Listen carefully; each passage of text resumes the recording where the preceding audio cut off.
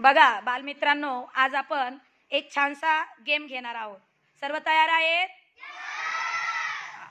आता हा जो गेम आहे, या गेम मध्ये 1 मिनिटामध्ये तुम्हाला पाटीवर काय काढायचे आहेत? गोल काढायचे आहेत. काय काढायचे आहे? गोल. काय काढायचे? गोल.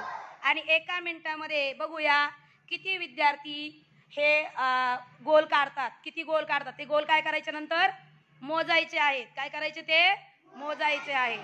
चला, युअर टाइम इज स्टार्ट.